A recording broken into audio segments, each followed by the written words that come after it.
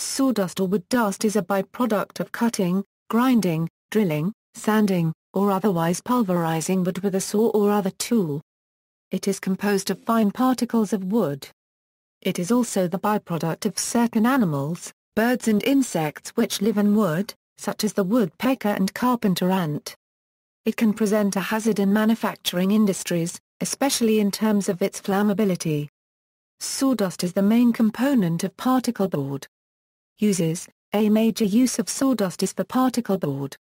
Coarse sawdust may be used for wood pulp. Sawdust has a variety of other practical uses, including serving as a mulch, as an alternative to clay cat litter, or as a fuel. Until the advent of refrigeration, it was often used in ice houses to keep ice frozen during the summer.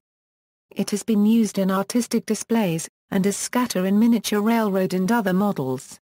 It is also sometimes used to soak up liquid spills, allowing the spill to be easily collected or swept aside.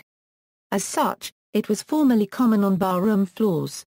It is used to make cutler's resin. Mixed with water and frozen, it forms picrete, a slow-melting, much stronger form of ice. Sawdust is used in the manufacture of charcoal briquettes. The claim for invention of the first commercial charcoal briquettes goes to Henry Ford, who created them from the wood scraps and sawdust produced by his automobile factory. Use in food: cellulose, fiber starch that is indigestible to humans, and a filler in some low-calorie foods, can be and is made from sawdust, as well as from other plant sources. While there is no documentation for the persistent rumor, based upon Upton Sinclair's novel The Jungle, that sawdust was used as a filler in sausage, cellulose derived from sawdust was and is used for sausage casings. Sawdust-derived cellulose has also been used as a filler in bread. Auschwitz concentration camp survivor, Dr. Mikla Kubed-Snisly, reports in Auschwitz, a doctor's eyewitness account that the subaltern medical staff, who served Dr. Joseph Mengele, subsisted on bread made from wild chestnuts sprinkled with sawdust. Health and safety hazards: airborne sawdust and sawdust accumulations present a number of health and safety hazards. Wood dust becomes a potential health problem when, for example, the wood particles, from processes such as sanding, become airborne and are inhaled. Wood dust is a known human carcinogen. Certain woods and their dust contain toxins that can produce severe allergic reactions.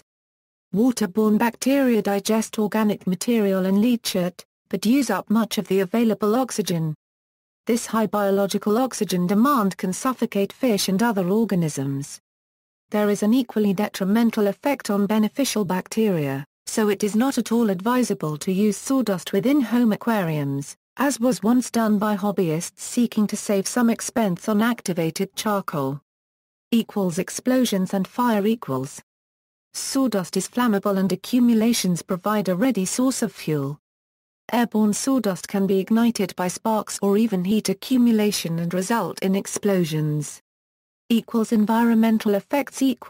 At sawmills, unless reprocessed into particleboard, burned in a sawdust burner or used to make heat for other milling operations, sawdust may collect in piles and add harmful leachate into local water systems, creating an environmental hazard.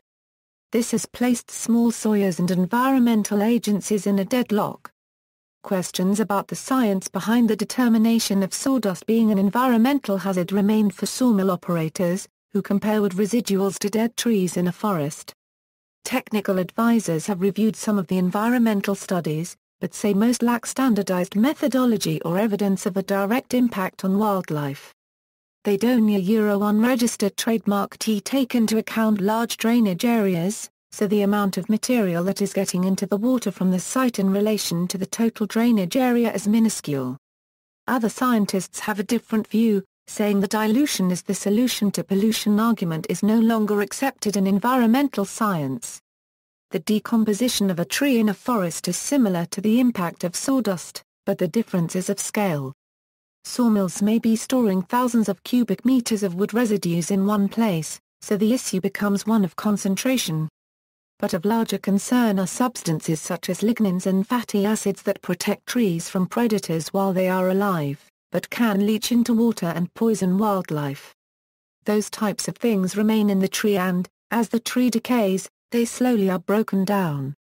But when sawyers are processing a large volume of wood and large concentrations of these materials permeate into the runoff, the toxicity they cause is harmful to a broad range of organisms.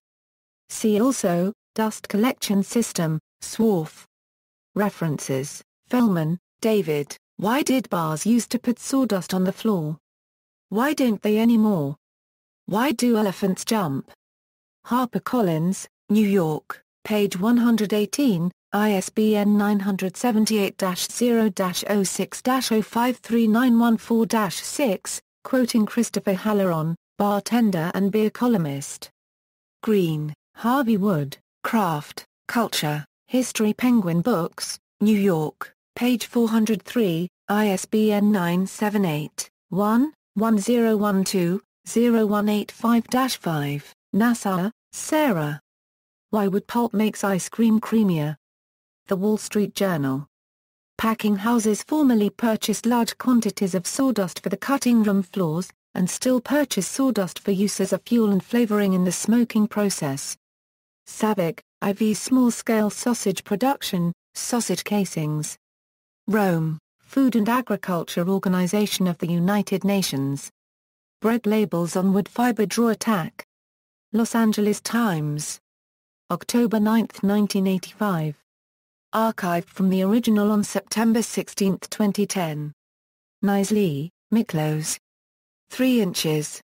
Auschwitz, A Doctor's Eyewitness Account. New York, Arcade Publishing. Pages 34. Wood dust exposure. State Compensation Insurance Fund. Retrieved April 30, 2012. Report on Carcinogens, 12th edition, Wood dust. Retrieved July 12, 2014. Final report on carcinogens background document for wood dust. Retrieved July 12, 2014. Meyer, Eric. Wood allergies and toxicity. The Wood Database. Canadian Geographic Online.